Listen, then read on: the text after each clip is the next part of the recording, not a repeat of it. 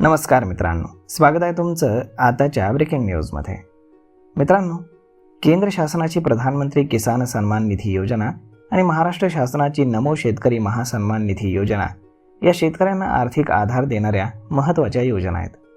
मात्र सध्याच्या पात्रता निकषांमुळे 2019 नंतर खरेदी वारसा आणि कौटुंबिक वाटणीद्वारे जमीन नावावरती झालेल्या अनेक पात्र शेतकऱ्यांना या योजनांचा लाभ मिळत नसल्याची परिस्थिती निर्माण झाली आहे। प्रत्यक्ष शेती करणारा शेतकरी हा शेतातील सर्व खर्चाचा भार उचलतोय। बियाणं, खतं, औषधं, सिंचन, वीज मंजुरी, इतर इंधन खर्च आणि इतर उत्पादन खर्च सातत्यानं वाढत असताना केवळ सातबाऱ्यावरती नाव नंतर लागल्यामुळे पात्र शेतकऱ्यांना या योजनेपासून वंचित ठेवणं योग्य ठरू शकत नाही। या शेतकऱ्यांना न्याय देण्यासाठी आवश्यक धोरणात्मक निर्णय घेऊन त्यांचा दोन्ही योजनांमध्ये तातडीनं समावेश करावा, अशी ठाम मागणी महाराष्ट्र राज्य कांदा उत्पादक शेतकरी संघटनेचे नाशिक जिल्हाध्यक्ष जयदीप भदाने यांनी केली आहे। राज्यामध्ये अनेक शेतकऱ्यांनी कायदेशीररित्या जमीन खरेदी केली आहे किंवा वारसा, कौटुंबिक वाटणी किंवा इतर वैध प्रक्रियेद्वारे जमीन त्यांच्या नावावर झालेली आहे। हे शेतकरी नियमित शेती करून देशाच्या अन्न सुरक्षेमध्ये महत्त्वाचं योगदान देत असतानाही त्यांना आर्थिक सहाय्यापासून वंचित राहावं लागतंय।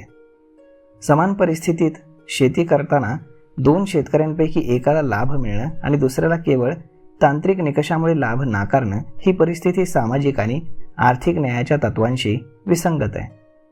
शेतीसमोरील वाढता उत्पादन खर्च, हवामानातील अनिश्चितता, त्यानंतर बाजारभावातील चढउतार आणि नैसर्गिक संकट लक्षात घेता प्रत्यक्ष शेती करणाऱ्या प्रत्येक पात्र शेतकऱ्याला शासनाच्या आर्थिक सहाय्यतेचा लाभ मिळणं अत्यावश्यक आहे।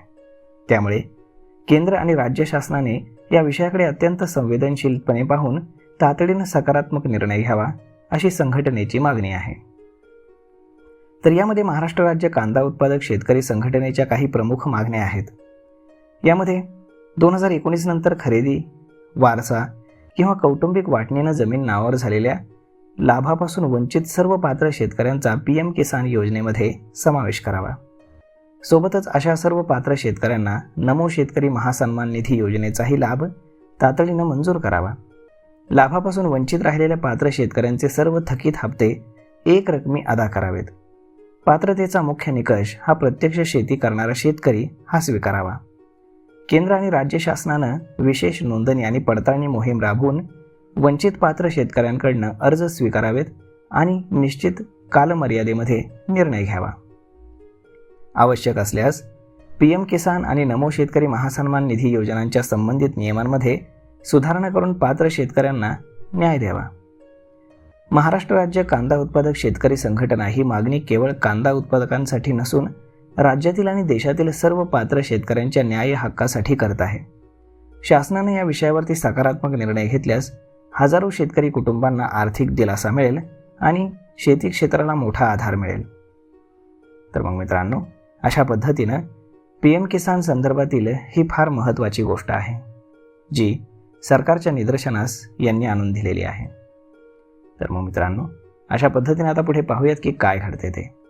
तोपर्यंत तुम्हाला हा व्हिडिओ, ही माहिती कशी वाटली हे तुम्ही आम्हाला कमेंट करून नक्कीच सांगा। आणि जर हा व्हिडिओ तुम्हाला आवडला असेल तर आपल्या जवळच्या मित्रमंडळींसोबत देखील हा व्हिडिओ तुम्ही शेअर करायला विसरू नका। धन्यवाद।